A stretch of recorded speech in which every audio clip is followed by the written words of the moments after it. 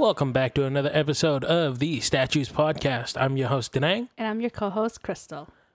For today's episode, it's going to be a very casual one. And before we go ahead and start, spoilers. So today we're going to talk about the Squid Game. I think I've given it enough time where now enough people have watched it.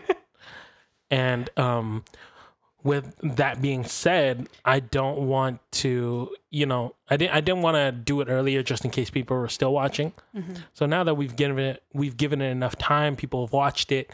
Spoilers to those who haven't, skip this episode, or you know what? Just how do I say this? You can watch this episode, but at a later date after you've watched it. I think you and I binge watched the show in like 3 days? Day's time. Yeah. Like 24 hours full, but within a span of like 3-4 days. Yeah. Because I was really sad because we couldn't watch it the next day because we had something to do. Yeah. So we watched it the day after. Oh, but so good. When it comes to the Squid Game, I think the Squid Game came at such a perfect time. Yeah, a lot of people that I've seen the response before they watch it, they're like, oh, it's so overhyped, this and this. I can't say it's overhyped because I didn't watch it when, like, right at the beginning of when people started hyping it up. You and I watched it, I think the day that it came out or the day after. And so, no one said anything about it yet. So that's why I feel like for me, it wasn't overhyped. I feel like it's just a really good drama. So honestly. Like a quick synopsis of what the Squid Game was a bunch of people that are in debt put into this game, and it's a game of life and death. The more people that get out, the more money that goes into this big piggy bank, and if you win, you take all that money home. Yep. That's literally the basic premise of this game, and this whole show, the Squid Game. Yep. Each person, so each life you take, it's like he said, it's money that goes into the piggy bank. That's what your life is represented as. So it's like, really, it's like survival of the fittest. So you really gotta like be very clever, sneaky, but and all the games that they play are childhood Korean games. Yeah, games that Korean Korean children would play as kids. Mm-hmm. So there was the paper slapping game, and then there was red light, green light. Yeah, we played that as kids. Yeah, and then I don't know what the name of it in Korean is. Yeah, it's the sugar cookie game. Yeah, I don't know what it's called either. The honeycomb or something like that. I think that's what Korean people call it. Mm-hmm. So that one I didn't know. I only knew about the coffee. So I knew there was like a candy, but I didn't realize that's what the shape was actually for. I thought it was just like a decorative thing that, kids really like enjoy the shapes and all. So yeah, I had no idea that's what it was for. Those are the games that the characters played in the show, and I think that's why I loved it, because these games are very simplistic. Mm-hmm. It's nostalgia for most of them, really. Yeah, and a lot, and so that didn't, because of that, it didn't leave the viewers wondering what the game was about. It was a very simplistic game. Mm-hmm. Not much explanation needed to go into it. So you, as a viewer, you were just captivated into watching what these guys were doing. Okay, so now there were so many theories about like the Squid Game and everything that went behind the Squid Game. In the room that everyone was like sleeping in, did you see on the walls, the back of the walls? Yeah, there were like it was the drawings of all the games being played. Yeah. I noticed. But I don't think anybody noticed because they were too busy, fighting for their life. Trying to survive. Yeah, no, I can't blame them for that, honestly. When that guy that had his meal taken away from those 3 guys who confronted them and died, that was the moment where everyone was like, oh, fuck, like, yo, you could kill someone in here and it would count for money. And that was when, like, for me, that was when I was like, oh, shit. I think that was, like, the realization. But it's like I said, like later on, I think it was in that episode, they were saying, oh, you know, like we purposely, you know, like made a shortage on food.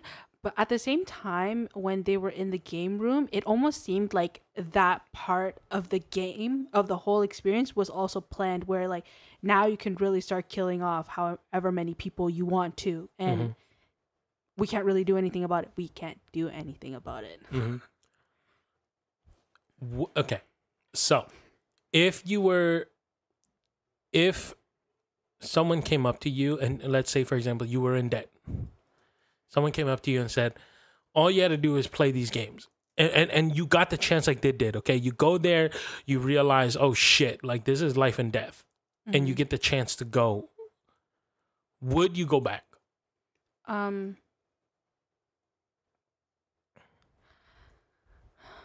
Okay. I feel like this is like a trick question. It's a simple answer, but for me, it's more so I can't bring myself to go and kill people. I feel like when you're pushed into a corner, though, you're gonna do whatever it takes to survive. Honestly, I don't know. Okay. Now let me put it this way then. Every character that was picked to be in the game was pushed to the brink.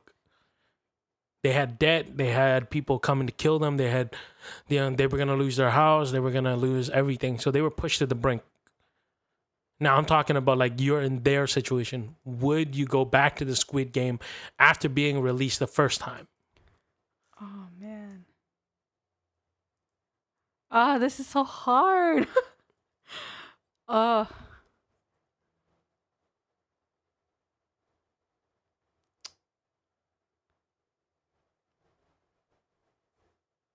Oh man, I don't know. Like, I've,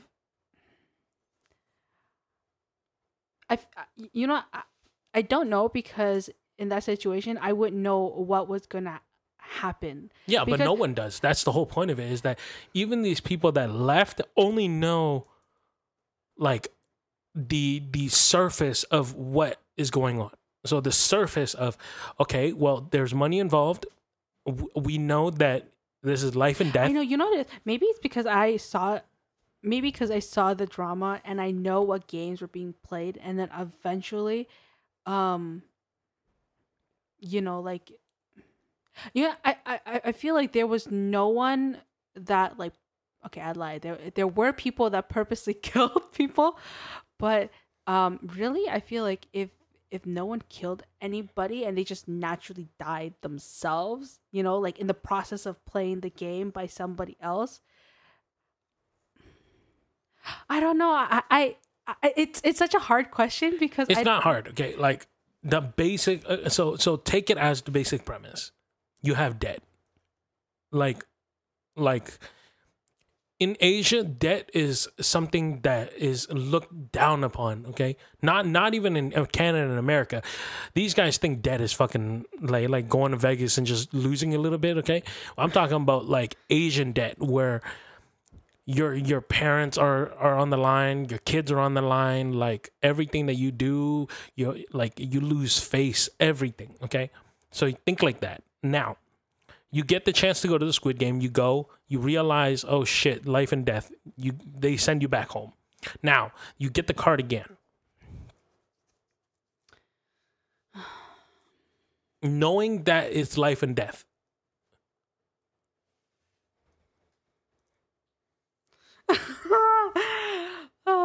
I feel like, honestly, if I had nothing to lose, then I probably would like go back, because. No. But see, you do have something to lose. You have kids. Okay, well, if I have,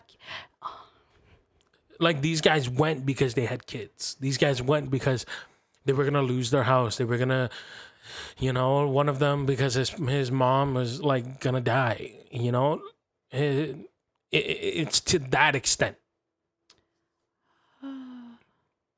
For me, I would go.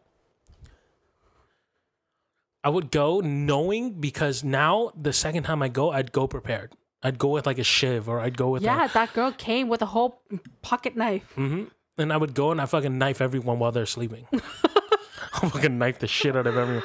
Because for me, I know that I wouldn't survive the game. Why though? I feel like the red light, green light, like maybe I'd survive. What do you mean maybe? You probably would though. The game is so simplistic. Simplistic, but I'm saying like taking into consideration. Number one, you're shaken because now fucking people are dying in front of you. Number two, you know that if you don't make it to the other end, you're not gonna make it. If I had someone like Ali to save me, I'll do it. Oh, yeah, but you don't know anyone, right? You're going in blind, not knowing who anyone is. Honestly, though, I feel like I probably would. But at the same time, there's that side of me that, like, I would feel bad if someone were to die because of me. You know why? I'll fucking kill everyone. I'll fucking knife everyone in their sleep. That's horrible. I'm just saying, because no, I get it. You're put in a position where you're like them, right? The life and death, your life is on the line. Your life is shit outside of reality. Your life is shit inside this game. It's shitty either or.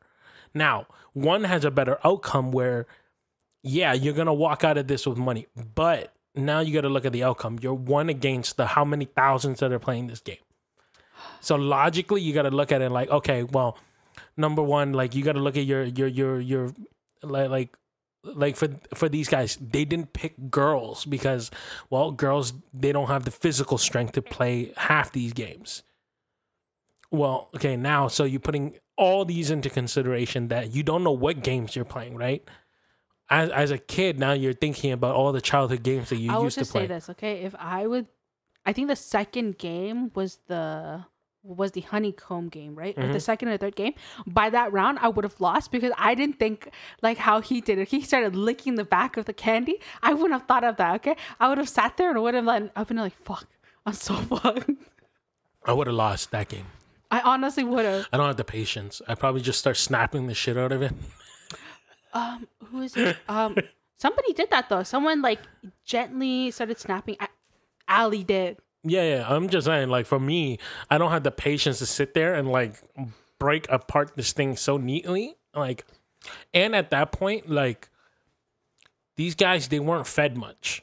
You know, though, I felt so bad when that guy who got his umbrella perfectly done, like, it was done, but then the top of the umbrella and the handle snapped. I sat there and I was like, yo, this person's fucked. Yeah. No, when I think about the Squid Game, I think the Squid Game was such a perfect release and a perfect timing.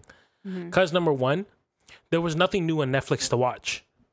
So coming up to it, there was nothing to watch. So when you watched it, after you watched, there was nothing else to watch anyway. So watching it was kind of just like, damn, like that was amazing. Now what do I watch? You don't watch anything because there's nothing now. And then not only that, but I think the pandemic allowed for people to look at this and start questioning themselves now. Like, to what extent would they go if you were in that much debt? Yeah, honestly, I in that sense, the timing of it, it's like I said, we're no longer in lockdown, but we're not... Like, it's still not safe for us to go and, you know, roam. We pretty much people are still in financial crisis because of the lockdown. Exactly. That's what I was just going to say is that, like, no one just can freely go out and, you know, have fun like how they want to. So I feel like the show in itself came out at such a perfect time. I just, man, like, I cannot recommend this show, like, enough times to all of my friends and acquaintances. I think the show is so relatable and such a great hit because people were relating to it so well. The question of how far would you go for that much money? You know, totally unrelated to Squid Game, but I feel like the genre of like where it falls in of like TV shows and movies, I personally love because I loved Alice in Borderland. It just so happened that it's a whole battle royale concept, right? Because this has been a concept since the early 2000s, like the late 90s, early 2000s, where you put people in a room and now you got to kill each other. Yeah, I didn't know that was actually like like a genre or like a type of TV show or movie that was out. The first time I saw it was from Alice in Borderland, and I had no idea what it was. I thought that the concept was so cool. I remember telling you for the first time, I was like, oh, I just figured out, like this new, TV show. But you're like, oh no, it's been around for so long. And so, I'm waiting for a season 2. So, yeah. Well, I saw on Netflix that they're gonna do season 2 soon. So hopefully within the next couple of months. I'm hoping. I really, really hope so. And I'm hoping for a season 2 of Squid Game because honestly, I was kind of upset by how it. Okay, for example, if there was no season 2, I would have been really upset by how it ended because he was on his way to go see his daughter that he hasn't seen in so long. She moved to the States. And so with that money, go and see your daughter. Like you just went through this horrifying experience. You didn't see her for that year. And I totally get it. PTSD. Yeah. And so I really didn't like the ending keyword is if they decide not to do a season 2. If they do a season 2, I feel like it's the perfect way because now you can just pick up from where it last ended. I think, look, like if they did a season 2, I'd be happy. But I think even if they didn't do one, I'd be happy with how the ending was, just because that's the question that humanity has to ask at the end. What would you do? Yeah, a lot of people, you could walk over to your daughter, but now you've already lost everything in your life. At that point, you won the game, you won the money, and you know that the money is there, but then you've done everything that you can for the people that have died for that money. So now you've given it to the guy's mom, you've given it to the girl's brother. I know. I was really sad by like the ending, and like not sad as in like, oh, I hate the ending. I was sad because the brother had no idea what happened to his sister. Okay, he just was under the impression that his sister was off going to find some money so that they can bring their parents over, and his mom died alone. Like she was already sick when he decided to go back into the game, so he needed the money to help her. Yeah, but I think that's the beautiful part about the ending of the Squid Game was it was real. It's the realest part about being human is you have that much money, and at that point you have nothing to live for anymore. Yeah, you could live for your daughter at that money. With that much money, you could, he's cleaned off his debt. He's done what he can. But the question at that point is, do you go back and try to expose this? Yeah. At that point, you've lost everything. The money has no more value. The value is lost when he got the money. He was fighting for value, and the value of that was, okay, let me fight so that I can get my daughter back. Let me fight so that I can clean off this debt. Mm-hmm. But then it goes and becomes, okay, now I did win this money. Now I have no more values because I've killed these many people. I've lost this. I've lied about this to get this money. I feel like he was more confused at the end when he saw the old man again, player number 1. Mm-hmm. I think he was player number 1. Yeah. Yeah. So he saw him again. He was more confused about like, what the heck is going on? Why are you still alive? And or how are you still alive? And why? Why is all of this happening? And I think the old man vaguely explained it. He didn't get like super into detail with it. He just said a bunch of friends wanted to just, have fun again. And this was how the game kind of, started. But like vaguely open for interpretation of like for like a season 2 if they decided to do it. But I felt like him as a character was even more confused as to like, why would you like do this? Like, create this kind of game, this deadly game, just to, have fun. This is not fun. Like, human life shouldn't be. But that's the whole point of this, right? Is for humanity to question how far people would go. Yeah, no, right? And I completely agree. Because you think about it, how far would people go for fun? People go hella far for fun. People would drive Lambos off bridges for fun. People friggin' skydive for fun. People do a lot of shit for fun. So how far as a human being can we go for fun? right? It's as an old man, you've got nothing to live for at that time. So having nothing to live for, why not? I mean, if you can, you would. Yeah, he was. It's like he was saying, like they did like a flashback where he was like saying, "Oh, like I have more fun playing the game than I do just sitting on the sidelines and entertaining the guests." Yeah, I was like, man, honestly, he was just straight up fishy, straight from the beginning. Like, but I think that was the whole. I think that's like for me. That's why I love the Squid Game, was because it questioned a lot of humanity. Like it questioned humanity's values and integrity. Because as humans, if you were given the chance, I guarantee any person that was given the chance with that much money, they would do it. They would. You some guy walks up to you and goes, "Do you want to play a game?" And all you have to do is just slap this piece of paper onto the floor and I'll give you money. At that point, you're already reeled in. You're winning. I'm just sorry. That entire scene was hilarious. I just couldn't stop laughing at him being slapped over and over and over again, okay? Because he just kept losing. Like, I just found that scene to be like completely hilarious. Although, like I said, like that's just me. I loved it. I loved how easy the Squid Game made it for people to win money. Yeah. Because I think that's the reality of humans, right? Is there is an easy way of making money and there is a hard way of making money. Do you take the easy way, how much value and integrity do you lose, right? So like a good like modern interpretation of this is almost like girls and OnlyFans. Yes, right? Yes, you go the easy way, but now you go the easy way and let's say you don't make money. Because there are a lot of girls that they go on it and they don't make money.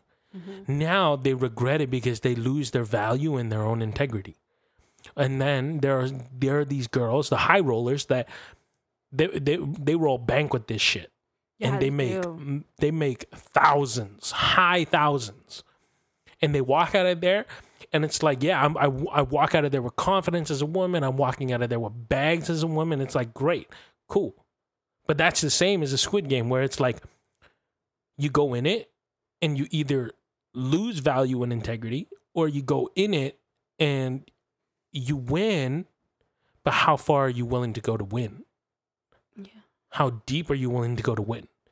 And I think that is the question that was, I think that's the question that's posed when people watch this, is like, as a viewer, as a viewer, given the chance, if the Squid Game was like ever real and given the chance and like you given that opportunity, yeah, a lot of people would play it. Why? Because they understand that, hey, if I might not be good at certain games, but I'll just kill the fuck out of all these people, and great, we'll knock out how many people. I mean, I think that's why like the entire storyline, I think it was so good, like amazing, because you got a taste of the game, like the first few rounds, and you're like, oh shit, okay, this is more than what they were saying. You go back to your old life, your outside life, and you realize life is shit, okay? Compared to like staying inside the game, at least you are being fed, or at least you're away from that mess. So now that's why they were given a choice of going back, and most of them came back. Although I gotta say though, that husband and wife duo was not expecting that at all. Like I thought they were just like, they just became comrades and just stuck together. And then I guess like it slowly, bit by bit, you could tell that there was something more. And then that last round before they died, or before the wife died and he lived, I was just like, shit, like they were husband and wife and they went through this together. But I had a feeling they were husband and wife just because of how close they stuck together? Based off the premise of the show. Just based off the premise of the show, right? Immediately right away, I started to understand what the premise of the show was. It was basically about human greed. Now, if a man and a woman were to go in together, how far would that greed go? Not only are you feeding onto your own greed, but you have someone else feeding onto it as well. No, we have to get this money. So I started to understand, oh, I think these two, they're doing this shit together. So that as a greater chance of winning. Because you gotta understand, if a husband and wife are going into it, they probably understand that one is gonna fucking die.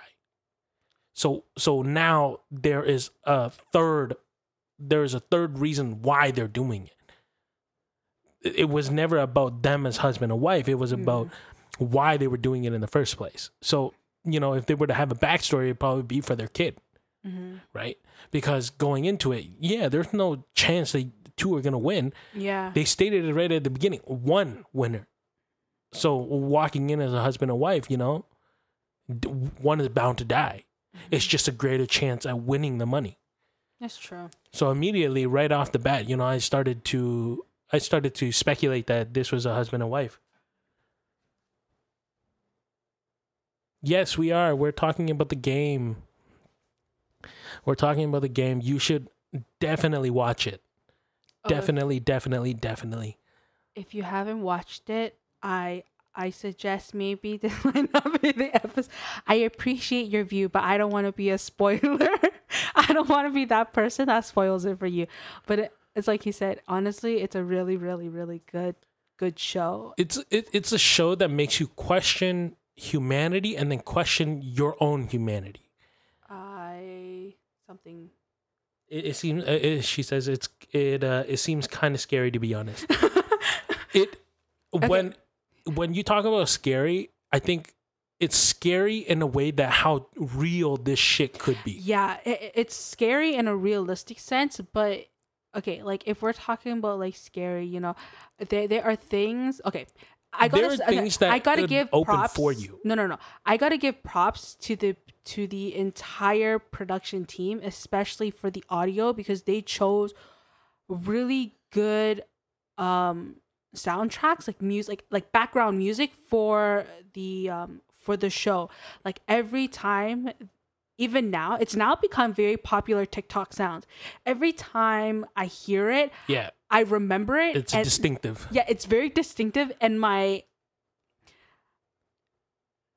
I'm very on alert because I watch the show, and it's very obvious that one sound every time it plays, something's about to happen. So when I'm talking about like scary, like I said, yes, very realistic scary, but also like just your senses, if you're like very immersed into it, it'll start like calling some alarms. For me, it was just scary because when you watch these people, you start to really think for yourself, how far would you go? Because when they were lining up for food, spoiler, when that one guy killed the other guy in that big room, yeah, and then the money went up, and then that light bulb that hits everyone, like, oh shit. I thought to myself, I'm like, if it were me, I'd fucking knife the shit out of everyone at that point. I'd fucking make a rampage and just knife the shit out of everyone I could. No, but that's why I think later that evening, they started building like a barricade, because they knew, like, even in their sleep, no one is safe at all. But like that's like, I think that's why this show was so good, was because it really pushes the border. You know, we play those stupid games as kids where it's like, what if this situation were to happen? Yeah. And then they make a show based off, you know, it's based off childhood games, but this is also a game that we play as kids. Is, oh, what if you had this opportunity? What would you do? And this was a real look at that, where it's like, what if you had this much debt and that much money that you could win? Yep. How much would you do? Yes. And, you know, like for like, while watching this show, it really made you question, like, yeah, I'm a good person out in this world, but now you put that kind of a scenario on me where now, number one, you know, like, oh, I'm in so much debt that my parents are affected, my kids are affected, my wife is affected, that I have to lie and say that I'm out of the country because that's how much debt I'm in, that people are coming and chasing after me. 100% I would enjoy this game and kill the fuck out of everyone. Because at that point, your values and your morals are no longer me being a good person. Now it's, I'm going to go and make my kids and my wife okay. Yeah, it really is about survival. Yeah. It's like you said, you'll fucking shank everything. I'll shank the shit out of people, bro. I've never been to prison, but that's gonna be the first time that I'm gonna fucking shank the shit out of this. The only thing I gotta say though, learning how to butcher animals as kids became very helpful in a game like Exactly. this. That's what I'm saying. Like growing up Asian, yo, I learned a lot of shit about butchering and a lot of shit about all like being okay with like Slaughtering. Yeah, slaughtering animals, right? So like I grew up with that, and so I gotta say though, okay, out of everybody, I feel like you are one of the strongest because I definitely know and I've heard quite a few stories about people that don't do well, with slaughtering some animals. Some animals. Yeah, and like I think that's why like if you base it off everything that we as humans know right now, right? So if I am the way I am, and then someone comes and tells me, "Oh, do you want to do the Squid Game?" Honestly, for me, I'd probably look at my life and be like, yeah. Number one, I've gone through so much that I have resilience. So, I've been cut open already. I've fucking had surgeries that were botched. And so, yeah, I've lived with botched surgeries for what? 3 years now? 4 years. 4 years? Yeah, about So at this years. point, I'm like, what difference does it make if someone knifes me? I've lived with it. I know how to patch myself up. I know how to deal with it now. Okay, so, and I've been in a couple fights throughout my life, so I can manage. I will manage my own life, So,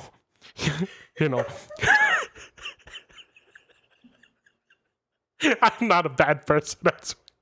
I'm just saying, what if? No. I was just thinking that like how we met.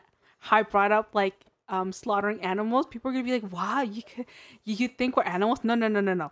In this game of life or death, in this game of life or death, you're all chickens to me.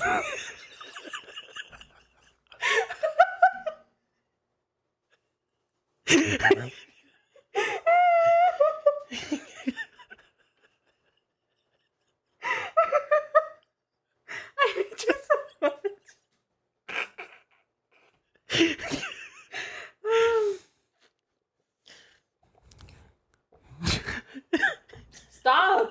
If I choke on water, this is your fault. I'm just saying, like, if we were to be put in a situation where, okay, you are my wife and we have kids, and I had to play the Squid Game, I definitely wouldn't follow you like that wife. No, 100%. I'd be like, if you follow me, you're gonna die. 100%. I would tell you right away. If you go, you will die. There's only one of them. 100%, you will die. It's not that I don't have faith in you. It's that I know who you are. You don't have faith in me. Clearly, it shows.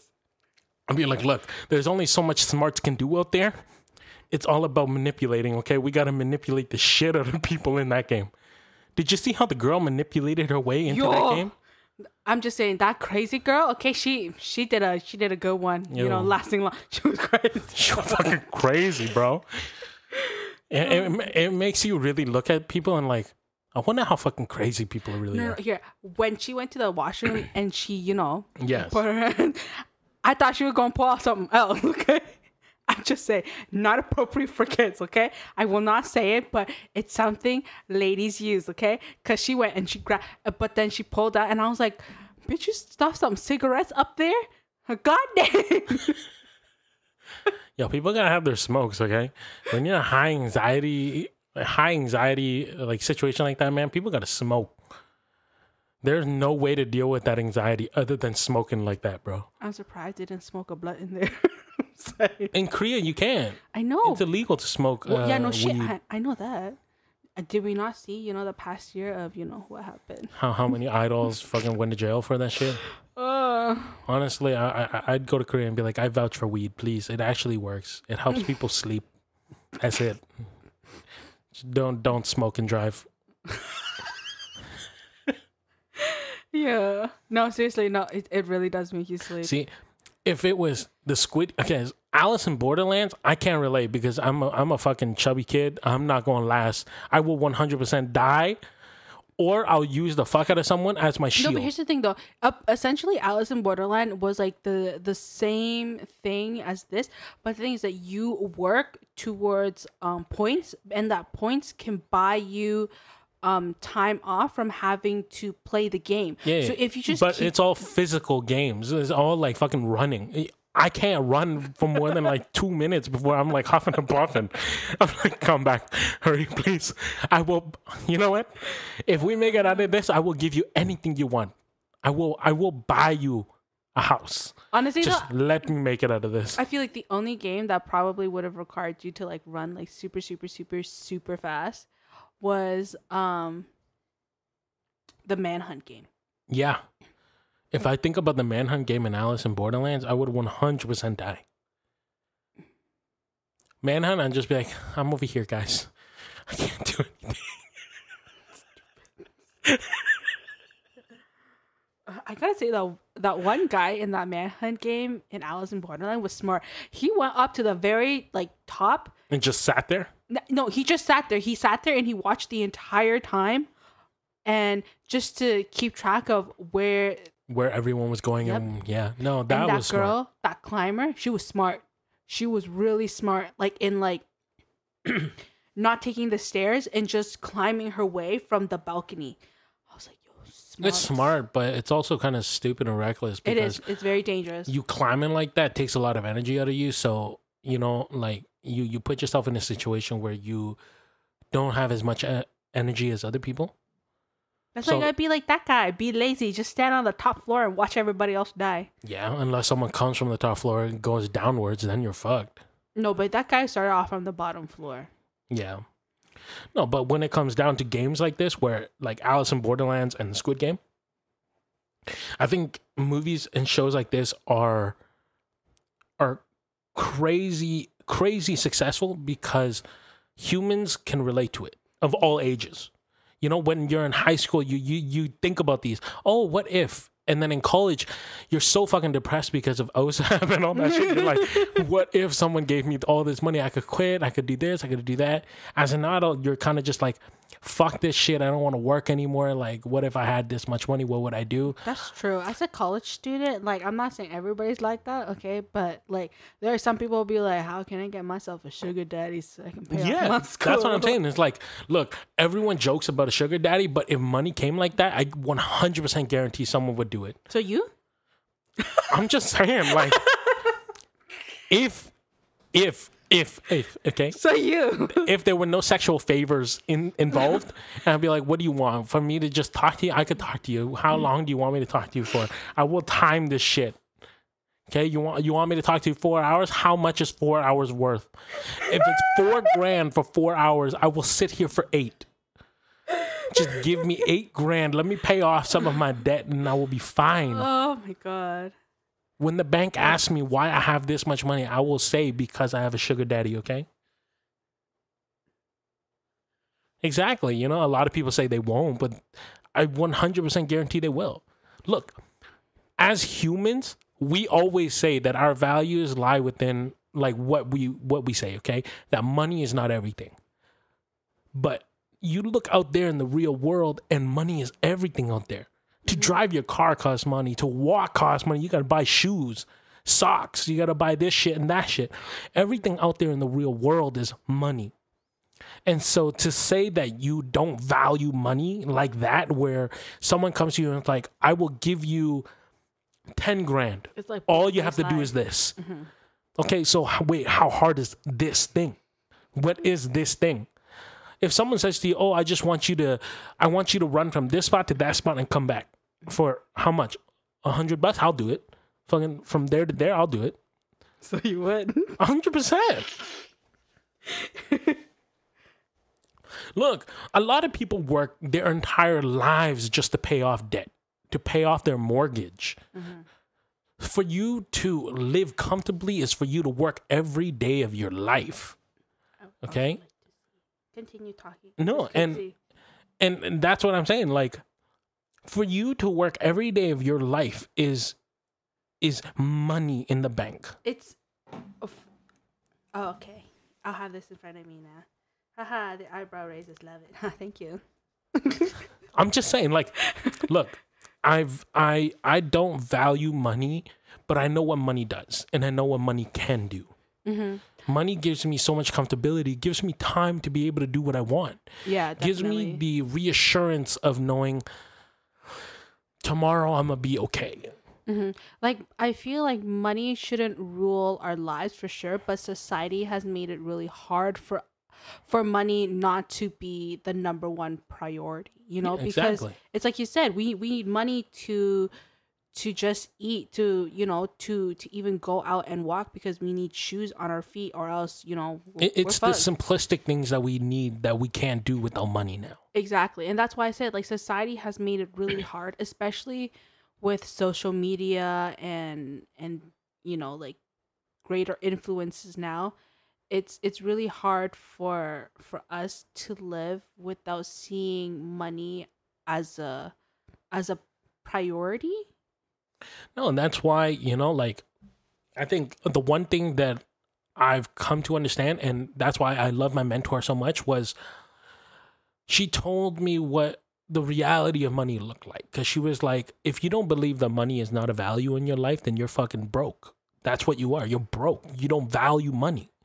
You value the time that you have because money can't buy you it. And when she said that to me, I was like, that's true, because when we don't got money, all we do is work.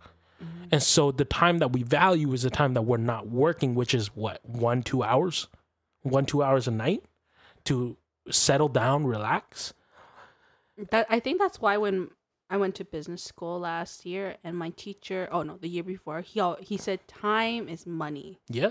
And I truly, more than ever, I completely know what he's talking about now, that time is money. And vice versa, money is time. Like, it's crazy how, mm-hmm. like I said, everything really comes back in a full circle. That's why, movie shows like the Squid Game, like Alice in Borderland, like the movie Battle Royale, like all that shit. The reason why it's so popular and why it's a genre of its own now is because it's as real as humans are gonna get. Mm-hmm. When you think about a human, yeah, everyone, even the greatest human on earth, even the nicest person that I know, if gifted that much money, and you look at your entire life, not only your life, but your entire life, your parents, you look at your mom, you look at your dad, you look at your sister, your brother, you look at your aunt, your uncles, you look at your grandma, your grandpa, and you say, if I had that much money, I could help every single one of them. See, now your decision is no longer just influenced by your thoughts. It's a decision that's influenced by everything that is a part of your life. Mm-hmm. The best of people would say, if that much money came into my life, and this is in terms of the Squid Game, where you have that much debt in your life, then yeah, 100% people would go into it. But if you're just like us, where you're just a couple $1,000s in debt, you're not crippled with debt, then yeah, I'd be like, fuck that shit. I'm not gonna die for a couple $1,000s worth of debt. Yeah, because our debt is manageable, whereas their debt is completely. It was crippling. It was so crippling to the point where that guy put his mom's shop as collateral. As collateral, exactly, and so. And if anything happened, then that's his mom. That's on him essentially. Mm-hmm. After. And that's why, like I say, debt in Asia and especially in Korea is the reason why so many people commit suicide. I feel like it's more obvious in, like, yes, Korea for sure, Korea, Japan, and China, mm-hmm. because to live there is very expensive, very, very expensive. And it's not even just living there, like, to just survive in economies like that is so difficult, because finding a job, with how many people within the country it's competitive. It's really competitive. It's competitive, but as an Asian male, I also understand what it feels like to let people down. Because when you, as an Asian male, you let people down, you're letting not only one or two people down. You're letting a whole... That's your family. That's your family. You know, and for you to do that, not only is that shame, but that's like embarrassment. That's that's everything that's stacked on top of each other. And as the guy that was supposed to hold it, you feel it. No, and that's what I was gonna say, is that's where you as an Asian male come from, is that you know, you have such high regards for your family name, you know, like the legacy that your grandpa and your dad, they're leaving behind for you, you know, like you taking up the mantle for your dad, you know, that's where you as an Asian male are coming from, and that's why you understand. And if everyone's noticed that has watched it, if you don't, most of the competitors, most of them are male. They're not female. Like very few were female. And I think that's where some people may not understand that, right? Is when some people look at it, they're like, oh, they wish there was more females. Yeah, I do too. But in an Asian society where money is more towards the men, and where debt to them means life and death, then yeah, I understand why the Squid Game was more male dominated, because, you know, like you look at it, a lot of them were the working class men. These were men within the ages of their late 30s, their mid 30s to like 40s, 50s. And I'm not trying to be like sexist or anything, definitely not, but I feel like in that kind of setting, I feel like females can get away with like certain things by doing certain things. Not that males can't. No, it's not even that. They can. It's just, we're not trying to be sexist, because this is the reality that exists in these Asian countries. Is that men hold that standard, that like to men, they don't want their woman to, like, these men want their woman to go home and relax with their kids, like do this and that. Yeah, that's the reality, man. I'm not saying that's right. I'm saying that's the reality of it. Yeah. So what this show was able to interpret was the reason why like 90% of them were men was because, look, these are the ones that have debt, hold the debt. And even at the beginning, when they were given the chance to leave, it was the women that were begging and saying, oh, let me go back. Because the women, they're not as, I don't want to say prideful, but they're not as like maybe the like equipped to not equipped. I want to say more like they're not as stupid as men. Oh. These women, they can look at their life and say, I have more in my life than just fucking money. They value their kids. They value their families. So when they look at it, they're like, this isn't worth it. To die isn't worth me not seeing my kids. But men, we're so fucking prideful that we would rather die and at least knock out some of that debt than to walk home with our heads down every day and know that when I look at my wife in the face, I'm walking home with how many $100,000 worth of debt. That's the reality that exists in Asia. Okay? I'm not saying that like it's right.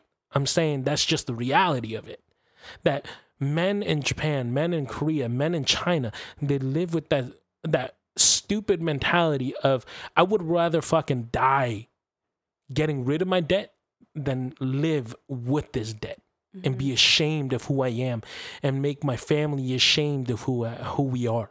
Yeah. You know, and that's just the reality of it. It's the sad reality of it. But, you know, like when I started scrolling on TikTok, I did see a lot of these comments like, oh, Squid Game was so male oriented. Well, that's why. Now you kind of understand why. Yeah, I feel like I'm hoping people that just pop in and then just pop out, you know, and they hear these, they don't think that, you know, like we're just being sexist or, you know, please don't cancel us, because honestly, it's just, this is some of the realities that happen. Well, this is the reality. Like, look, and as a male Asian, I understand it, because these are the standards that were put on me. And even your mom has put that on me, where it's like, oh, well, you know, you're a guy, you should have this kind of a job so you can support my daughter, and you can support your kids one day, and, you know, make sure you have my daughter at home with your kids. And it's these things that as males you hear over and over and over. So it becomes like, if I come home with debt, I'd rather fucking die than have these people that set these expectations look at me and say, oh, look at him. Yeah, I feel like also like in Asia, they are progressive for sure. Yeah. But there are some that are still very like, you know, the old school mindset. Hell yeah. And so that's also like a huge factor into all of this, is that this kind of stuff, you know, besides the money, like just the old school mindset still happens even in a progressive society. Mm-hmm. And it's really sad to see. 100%. But that's why I think shows like this are needed, because it also shows that side, so that we as humans don't have to say what if. Now it's shown, that what if is shown to us, so that now we don't question it. You don't need to say, oh, what if someone gave me that much money? How far would I go? Yeah. Now you know it. Look, this man lost everything at the end. He lost his mom, he lost his kid, he lost his wife, he lost everything. So what did he have? All he had was money. But the money could not buy him anything that made him happy. Yep. What were you going to buy? That's what the message of it is money cannot buy you happiness if your own happiness is not there. Just puts you in a tax bracket you don't want to have to pay. Exactly. Put you in a tax bracket, now you'll be even more fucking depressed. Taxes here in Canada are no joke. No joke. Mm-hmm. And look, like, that's the reality of these shows. And I think that's why I personally love the Squid Game, was because it was able to show people that what if without having people look at that what if and say, oh, I'm willing to try it.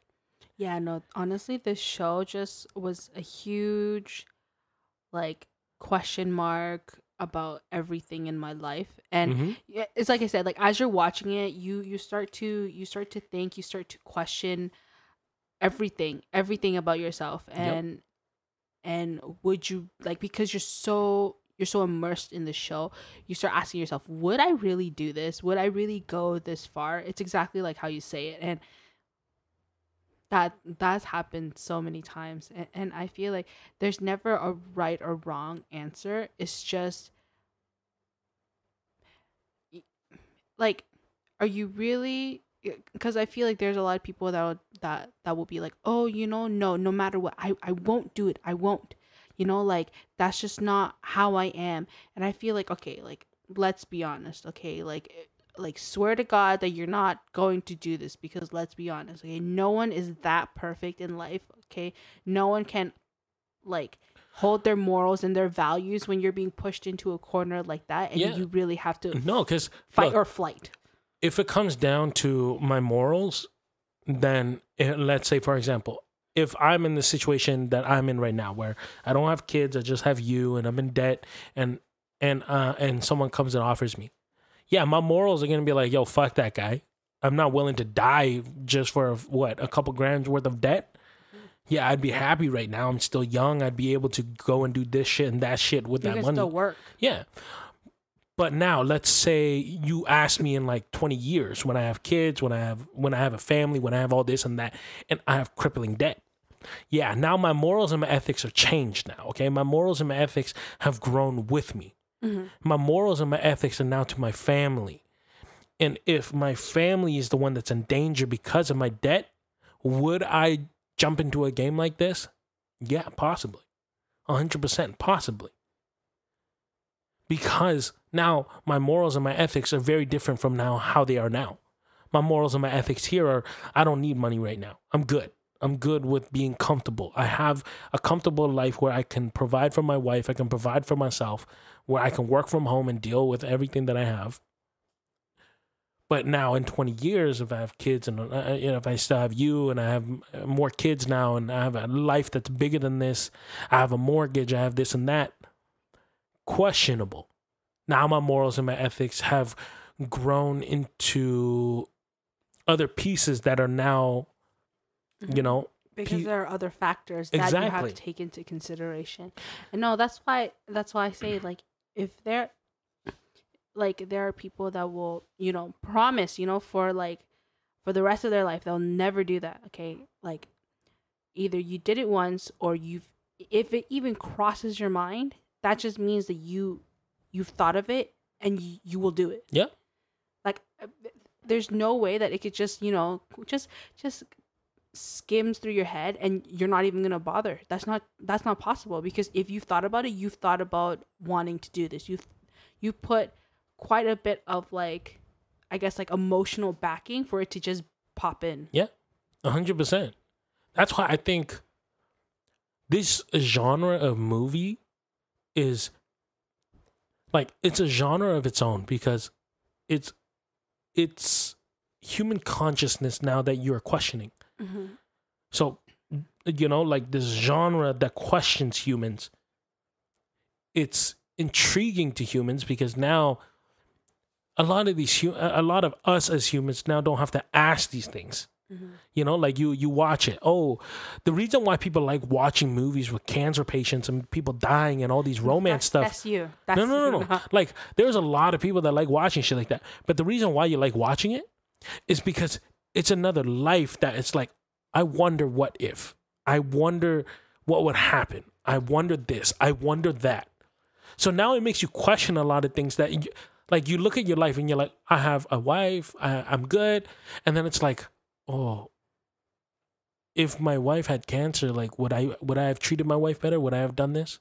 Would I have done this with my life? I'm too emotional, honestly. I've watched 1 liter of tears, and we've talked about this. We had the whole entire episode dedicated. Mm-hmm. Watch 1 liter of tears. My goodness. When you cry so hard, like so hard, and then you get, like, a headache from just crying. Yeah. And then you just feel exhausted, like, so exhausted just from crying, even if you didn't do anything. Okay, that's what I felt like at the end of the day. Okay, after, like, spending the entire day watching it. But 1 liter of tears goes into that genre of, like, look, like, there's no need to question what if. Now you know what it's like. From a perspective of someone that actually died with a disease young, and she had questions that we were able to answer. Mm-hmm. So now it's the flip side, where in 1 liter of tears, she's asking, I want to live. I want to do this. What would it be like to be able to walk? What would it be like to be able to eat my favorite food? Yeah. Now it's flipped. Now, as a viewer, you feel like a selfish bastard, because you are the one asking, oh, what would it be like if I was in a wheelchair? What would it be like if my wife was like this? It's what would it be like, The other side of the same coin. It really is. It's just different perspective. But like I said, just, like, there are people that, like, can enjoy watching shows like that. I cannot for the life of me, and I don't know how I survived that show, but I get so emotionally distraught. I still, think about it. No, and look, like, I don't enjoy watching movies like that. I love the artistry sometimes that, like, people have on these, because there's so many twists and takes on movies like this already. You have The Fault in the Stars, then you have Jaden Smith's movie. I can't remember. I forgot. But then there's, like, 5 Feet Apart, or yeah. So you have so many twists and turns on this that, like, for me, creatively, I like to watch it and be like, I like your take. Oh, I didn't like this and I didn't like that, but I like this and that. Yeah. So, for me, there's that. But if I were to watch it from a perspective where I'm like, oh, I wonder what if, well, I don't need to anymore, Mm-hmm. No, I feel like there are very few shows that allows you to start questioning your life, because I feel like there's so many of them, and it's so overplayed. Like, the concept, or, like, the story, it's just their take on it.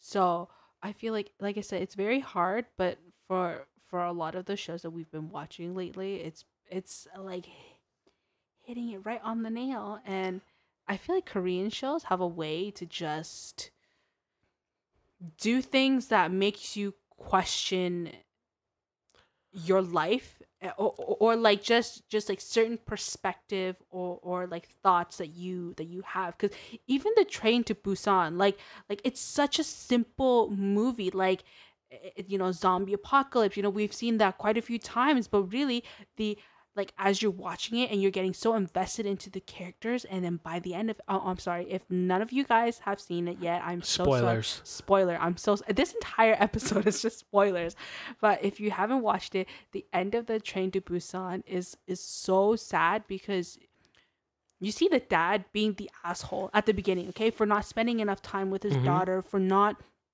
being there for her as a dad, but then at the end you see that like yes, he was busy, that's no excuse, but he loves his daughter and he sacrifices his life, okay, because he can't be with her anymore. He got bit. Like that's just that. He could be selfish and try to stay, but he knows he can't. But I think that's where like Koreans are really good with that, like the heart pull, right? Because they don't concentrate on the bigger picture. They concentrate on one value and they keep with that one value, but they build on top of that value. So like, we use Train to Busan as an example. They concentrated right on the beginning. Oh, he was an asshole of a father. So that concept never left. That concept continuously stayed.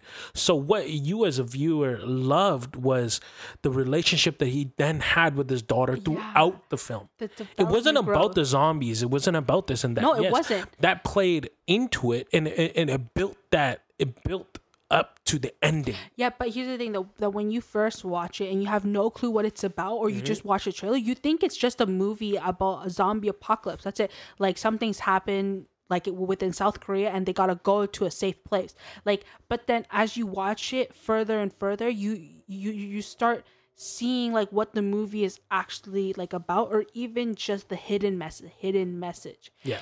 And so you really start to like to see the character development, the growth that each person has. And it's just, like I said, it's one of those movies that like are really, really good. And I feel like I should probably watch, is it like The Witch or The Witcher? Yeah, The Witcher. It's about The Witch. Yeah, The Witch. It's about the girl. The Korean one, right? Yeah.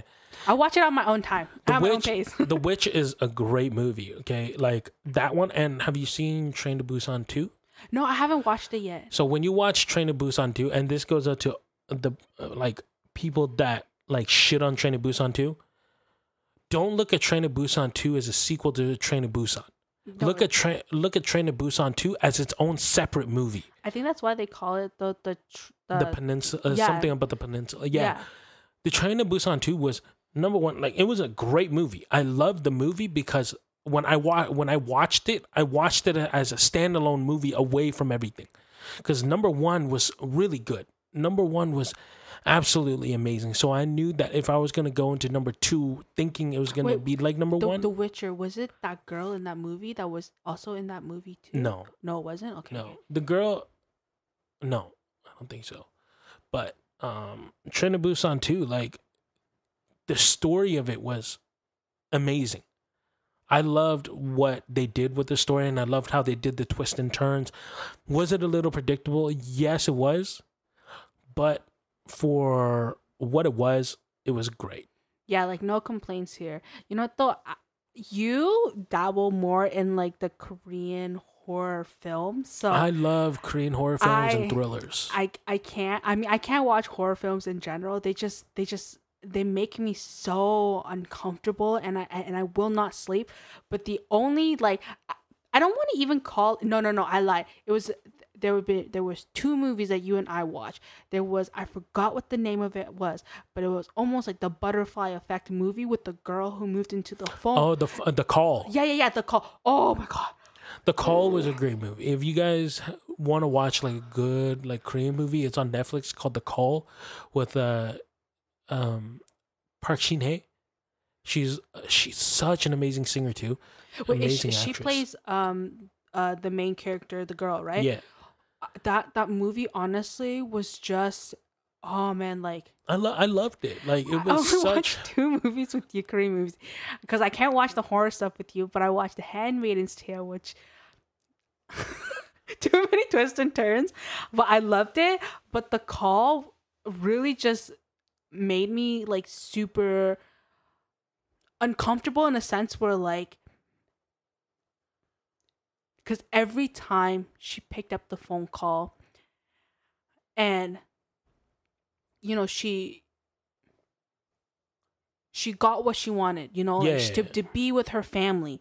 And but then, you know, this girl,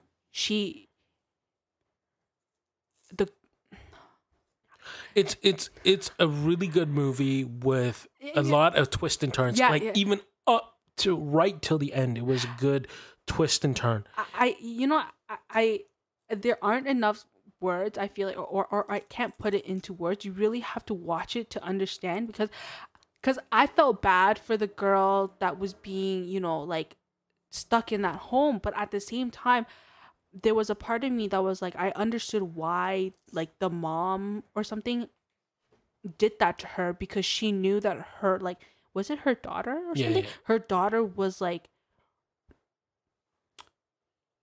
she was unstable. Yeah. Like she wasn't equipped to live outside, and so there was a part of me that was like, fuck that. Like at the beginning, I was like, fuck, this mom's straight up like a bitch, you know? Like she messed up this girl's life too much.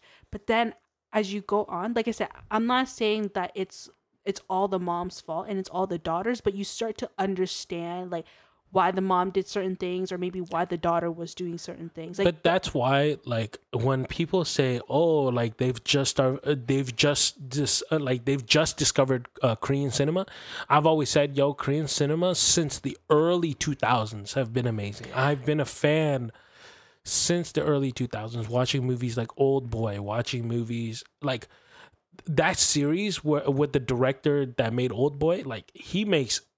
Is he the like hit after hit after hit? Is that the one? Handsmaiden. Wait, no. Is that where the guy meets the girl, but then the girl happens? Yes. Okay. Yeah, that one. Like, this is the thing about Korean cinema is like I'm not Korean, but I am such a huge fan of Korean cinema. Like the thrillers and the actions that they had, like from the early 2000s. Like Korean cinema now isn't like how it was back then. Like back then, like. That like thriller and like twist and turn kind of like a movie, amazing in the early 2000s there. I feel like if anybody wants to watch Korean cinema, definitely watch it if you like enjoy like horror films, but don't categorize it with American horror films, because Korean horror is like a whole nother like league of its own, because there's so much. You say there's a lot of nuances that us Asian people have, but I feel like Korean, like when you watch Korean cinema, like the reason why I love Korean cinema is because there's a lot of Asian and like very Korean nuance that they use. Like in Old Boy, when you watch Old Boy, the reason why Old Boy spoiler, not spoiler. Americans made a version of Old Boy too. Oh, did they?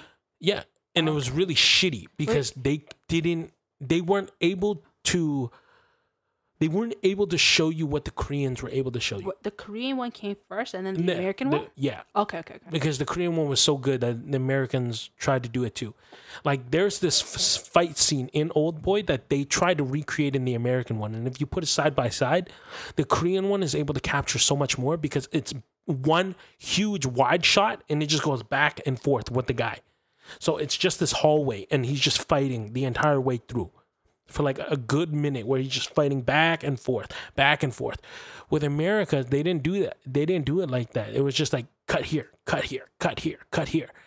And it wasn't able to show you that he was human. Because in the Korean one, as you watched it, he was getting tired and he was getting beat and he was getting stabbed. And so you understood that, oh shit, like he's getting tired, he's getting beat. But it's the resilience that he has to figure out why the fuck he was kept captive, that he keeps going. In the American one, he's beating the shit out of them and like there's a cut and then like he's okay, like perfectly fine. He's not panting from being tired. He's not like, that's the thing that I love about Korean cinema is that they take the small details and they let you know about it. No, and that's why I say like anybody that wants to watch it, like go into it not having any expectations. Don't I feel like because we're so exposed to like the American cinema, don't group them together. Don't be like, okay, like this is kind of the expectation I have because I watch American ones. Go into it with no expectations and just like enjoy it for the craft, but the story that's Koreans that's are really being told to good. you. Koreans are really good with storytelling, and their cinematography is like amazing. Like, if it wasn't for me discovering Korean cinematography, I don't know what I would do, because a lot of Korean cinematography takes from like that Asian way of filming. Like when you watch a Korean fight scene, like it looks cheesy. They're just jumping off walls and like beating the shit out of each other. But it's that wide shot and you're just watching them beat the shit out of each other. It takes, I feel like, a lot more effort and more talent to do that, because it's one wide shot and there's no stopping. Like once they go like play action, that's it. You're rolling until it's done, till the director says cut.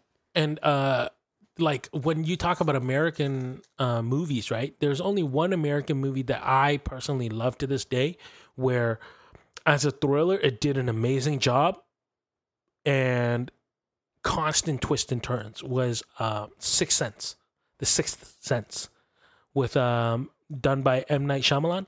Oh, that you with said that was Bruce Willis and I can't remember the kid's name, but that was an American movie that was like, yes, when it comes to cinematography, comes to storytelling, comes to like a good twist and a good turn, that's a good movie. I would just say this though, the only thing that Japanese people like drama wise has over Korean dramas is that Korean dramas takes like 150 something episodes for it to just get to like barely hitting the climax. Okay, like no, but that's why I love story. That's why I love Japanese storytelling. But the Japanese storytelling, like when it comes to Japanese storytelling, they're very precise. Like the first episode is already okay, boom, you know what's going on, and then as it goes, it like literally like chop chop chop, like you know exactly what's going. Hotel de Luna. Anybody, okay, who has Netflix, please watch it. It's one of my favorite dramas. Okay, I haven't watched dramas like actual full on Korean dramas in like 5 years. 5 years, and then I watched that last year at the beginning of the pandemic. No. Before I went to Asia, I remember because you called me, right? But. Hotel de Luna is a good movie when it comes to storytelling. Like I refuse to watch the American one if they do it. I hate Korean dramas just because number one, it takes too long and it's so stupid. Like the fucking way people fall in love is like so fucking unrealistic. Oppa, 200 episodes later. And I fucking hate that shit. But Hotel de Luna, like. I'm number one, I'm a fan of IU, and yes, that was one of the reasons why I even watched it. But as I started, it was the way they story told that, because as an Asian who I am my dad's a shaman, so I believe in this kind of stuff. So watching Hotel de Luna, I was able to see a perspective of how they looked at the afterlife, and I was like, that's a cool concept. I mean, I'm Asian, so I believe in the afterlife, but I just thought that, like, it's a tragic love story. It's a tragic love story, but there's so much more than just the romance in, like, there's like a little bit of romance, but watch it and you'll understand, because it's the character development in the show is one that I truly loved and enjoyed watching the most, just in my opinion, because you see this one character who's like, super, stuck up, but as the episodes like passes, you start to understand her character and where she's coming from and why she's so stuck up and, you know, she's bitchy or whatever it is that, you know, you want to call her. Yeah. You know, like her character. It's like it's really good. That's the thing about like Korean cinema, right? Is like, look, when you watch, you gotta pick and choose the right ones. Because if you watch, like for me, I fucking hate with a passion, hate K-dramas. Because number one, it's so fucking overly done.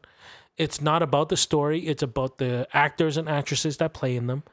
And it's about how good looking everyone is.